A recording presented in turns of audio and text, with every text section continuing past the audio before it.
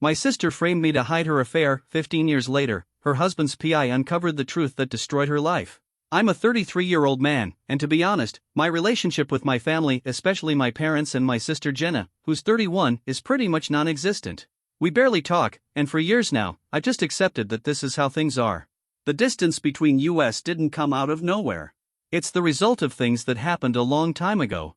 For more than 10 years, I haven't been invited to a single family gathering, no holidays, no weddings, no birthdays, nothing. And I haven't gone to any either. It's been an unspoken agreement between us, no drama, no contact. But recently, something unusual happened. Jenna and her husband Mark had a baby last year, a little boy. Then, out of the blue, a few weeks ago, I got an actual formal invitation in the mail. It was for my nephew's first birthday party. The invite was sent directly from Mark. I recognized his handwriting from a thank you note he once mailed me for a wedding gift I sent years back.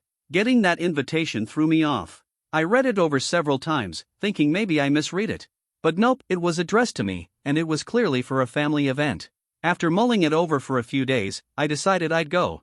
I wasn't expecting hugs or a sudden reconciliation or anything like that, but I figured maybe enough time had passed.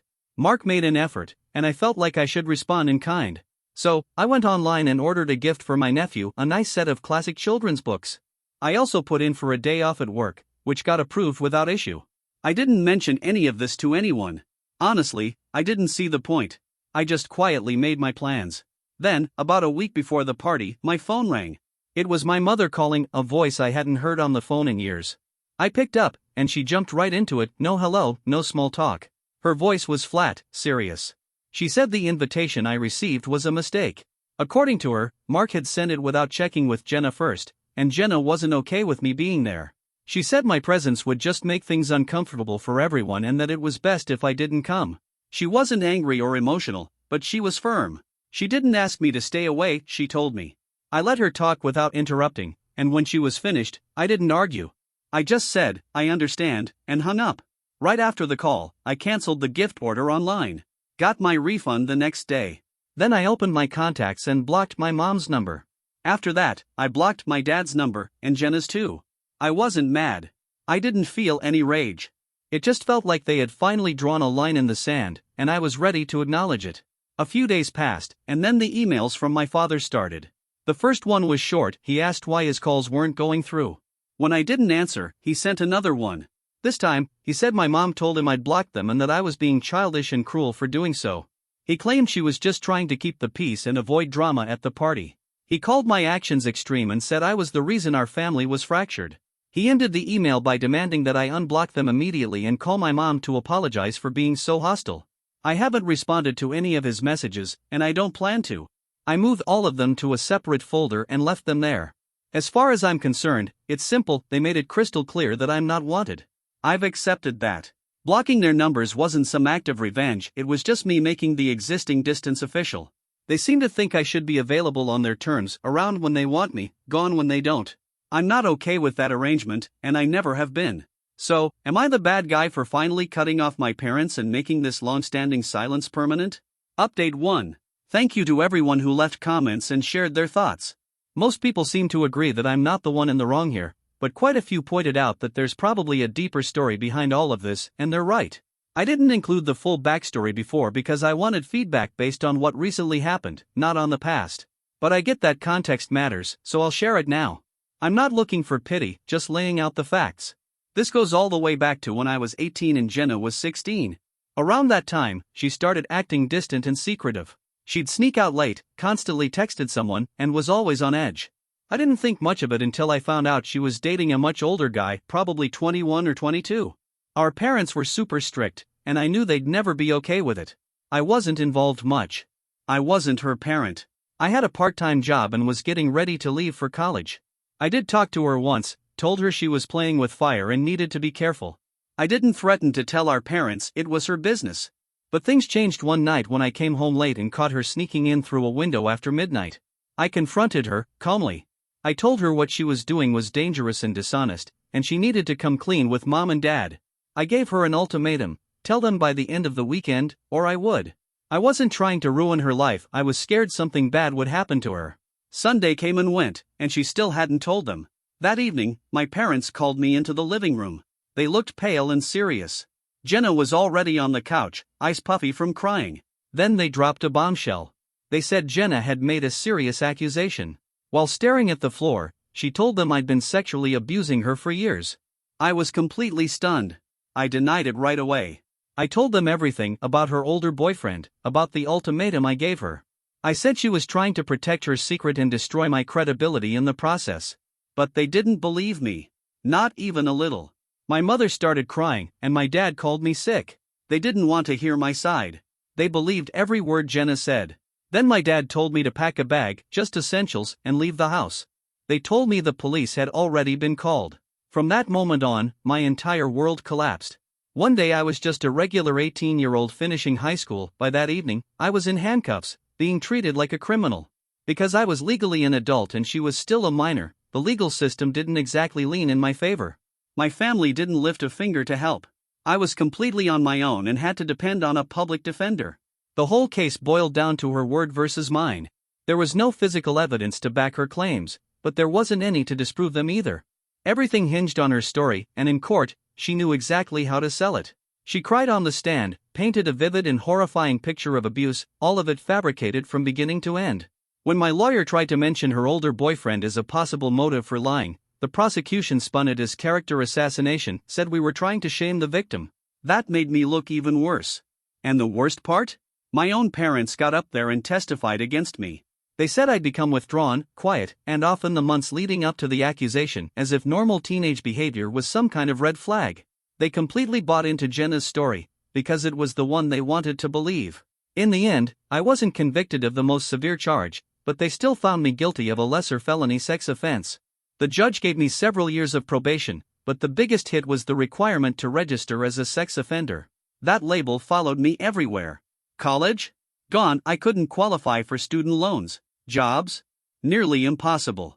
Most applications asked if I'd ever been convicted of a felony. Being honest usually ended the interview before it began. Finding a place to live was just as bad. There were all kinds of restrictions. I couldn't live near schools, parks, or even playgrounds. For 5 years, I had to regularly check in with the police.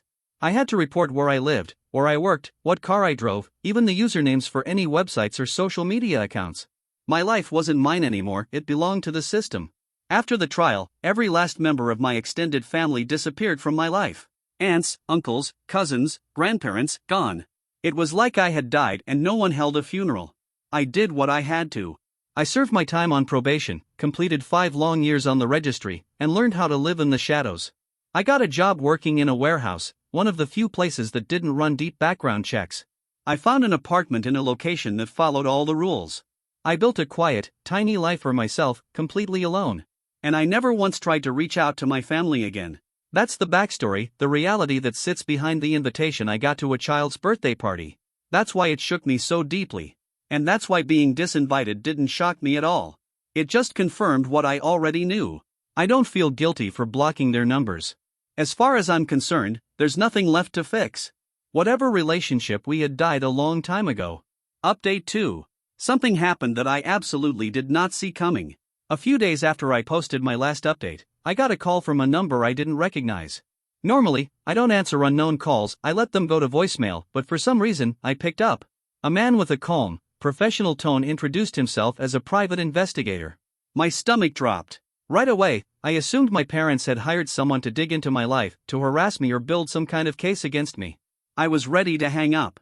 But before I could, he said, "Please, just give me 1 minute. I'm not working for your parents. I was hired by Mark, your sister's husband." That stopped me cold. None of it made sense. Why would Jenna's husband hire a private investigator and then have him call me? It's like the guy knew I was confused. He went on to explain that Mark had reached out to him months earlier because something in his marriage didn't feel right. He said Mark had grown more and more unsettled by Jenna's behavior. She had a habit of lying about big things, small things, things that didn't even matter. She'd fly into intense, random fits of anger, and their arguments had turned into over-the-top battles that came out of nowhere. Mark couldn't put his finger on what exactly was wrong, but he knew something was. So, the investigator had been hired to dig deep into her background, her finances, her social life, everything. At the time, Mark thought maybe Jenna was having an affair. The investigator did what he was paid to do. He dug into her past and naturally, that included the events that flipped my entire life upside down when she was 16. And then came the part one still haven't fully wrapped my head around. As part of his digital work, the investigator managed to recover data from an old cloud storage account Jenna had once used as a teenager. She hadn't accessed it in years and probably didn't even remember it existed. Inside were logs from an old messaging app she used to chat on with her best friend. And in those logs, he found something.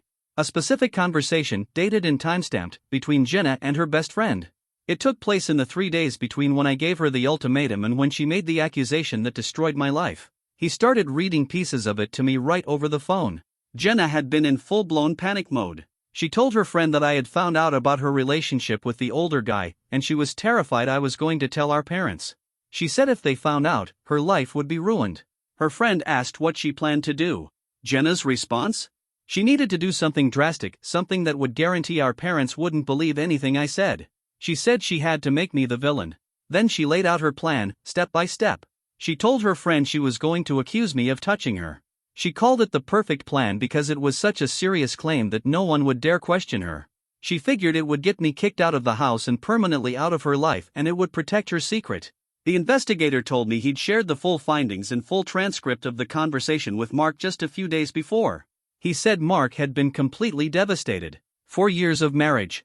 A child. And suddenly, everything he thought he knew about his wife was shattered.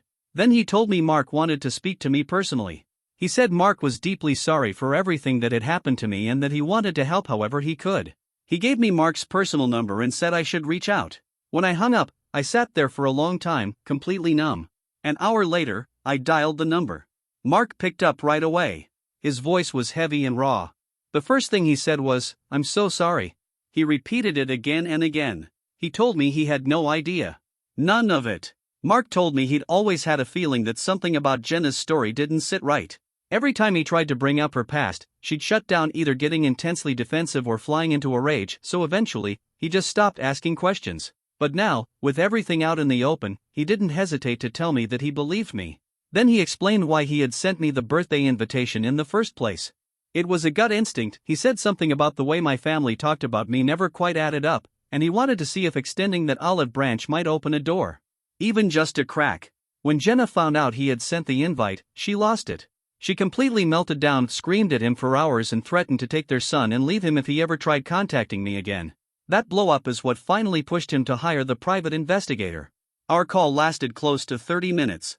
Before we hung up, Mark promised he'd send me the full message transcripts along with all the investigator's findings.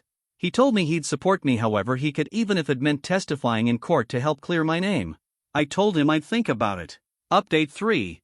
What happened next moved fast, much faster than I expected. Mark stayed true to his word. The very next day, he emailed me the full transcripts of Jenna's messages, completely unedited, along with a detailed report from the investigator. Reading those messages was surreal. It wasn't emotional in the way most people might think. I didn't cry. I didn't even feel angry. It was just cold confirmation. I had known the truth for 15 years, now I had proof. Mark called me again the following day. He had confronted Jenna. He waited until their son was asleep, then sat her down and handed her printed copies of the messages. At first, she denied everything, claimed the messages were fake, that Mark and I were conspiring to ruin her life. She got hysterical. But Mark stayed calm and kept pointing to the evidence, refusing to get drawn into her chaos. Once she realized the denial tactic wasn't working, she flipped. She broke down crying, sobbing uncontrollably, and then, through the tears, she finally admitted it. She confessed it was all a lie. She said she was just a scared 16-year-old girl trying to avoid getting in trouble. She insisted she didn't realize the damage her lie would cause. Mark said it didn't feel like real remorse. More like a desperate attempt to get sympathy. But things escalated quickly. When he told her he couldn't stay married to her, she snapped. She lashed out, physically attacked him, clawed and hit him. He had to restrain her to keep her from hurting either of them any further. After she wore herself out, Mark locked himself in his home office and called his lawyer. By the next morning, he had officially filed for divorce. He also filed for emergency custody of their son, citing her confession, her history of manipulation, and the violent outburst as reasons why she was unfit to parent. And then the fallout started. In a move he said was about transparency and accountability, Mark forwarded the investigator's full report, including every damning message, to my parents. It didn't take long for the reaction to come. My dad started calling non-stop, but his number was still blocked. The next day, both of my parents showed up at my apartment building. I have no clue how they found my address. I can only assume it was listed in some old public registry, maybe even the one tied to my offender status. I was home when they arrived. They rang my buzzer for several minutes. I didn't answer. So they stood in the building's lobby, yelling at my door. Loudly. My mother was sobbing. I could hear her clearly through the door. But she wasn't crying for me, not for the 15 years I'd lost, not for the life they helped destroy. She was crying for Jenna. She kept wailing about how Jenna's life was ruined. She begged me to talk to Mark, to somehow convince him to stop the divorce. She pleaded with me to forgive Jenna for the sake of healing the family. The entire thing was absurd. After everything they'd done, everything they refused to see, they wanted me, the one they cast out, to be the one who fixed it all. I didn't respond. I just sat quietly on the couch and waited until they finally gave up and left. As soon as they were gone, I picked up the phone and made a call. I got in touch with a lawyer, a specialist in wrongful convictions, recommended by someone I trust. I met with him the next day and handed over everything Mark had sent me. He reviewed all the documents, the transcripts, the report. And then he looked me in the eye and said, "You've got an incredibly strong case." That was the beginning of a new chapter. We officially began the legal process to have my conviction overturned. And I haven't spoken a single word to Jenna or my parents since. Final update. It's been several months since my last update, and I figured it was time to close the book. A lot has happened, and it's all over now. Legally, everything went exactly as my lawyer expected. We petitioned the court to vacate my conviction, backed by the overwhelming new evidence. The prosecutor's office reviewed the case and chose not to oppose our motion. Jenna's written confession in those messages was undeniable. There was a hearing. It didn't last long. I showed up, but I didn't have to speak. The judge vacated the judgment. The conviction was wiped clean. I was removed from the sex offender registry. On paper, it's like none of it ever happened. Jenna's life, on the other hand, has taken a completely different path. Her divorce from Mark is finalized. Based on her actions and the evidence presented, Mark was awarded full custody of their son. Jenna has only limited supervised visitation. Mark checks in with me occasionally, just to keep me informed. He feels like he owes me that much. According to him, Jenna's in some kind of intensive therapy, but she's still blaming everyone but herself for how things turned out. As for my parents, their story hasn't changed. Mark says they've thrown everything they have into supporting Jenna. They've drained a good chunk of their savings covering her legal bills and living expenses. And me? I'm free. At least in the legal sense. But there was no dramatic moment when the judge dropped the gavel. No overwhelming feeling of relief. No finally, justice kind of moment. The past is still there. I still live through it. I still lost years to probation, to public shame, to being labeled something I never was. That can't be undone. So this is it. There won't be another update. The story is over now. Thanks to everyone who took the time to read it.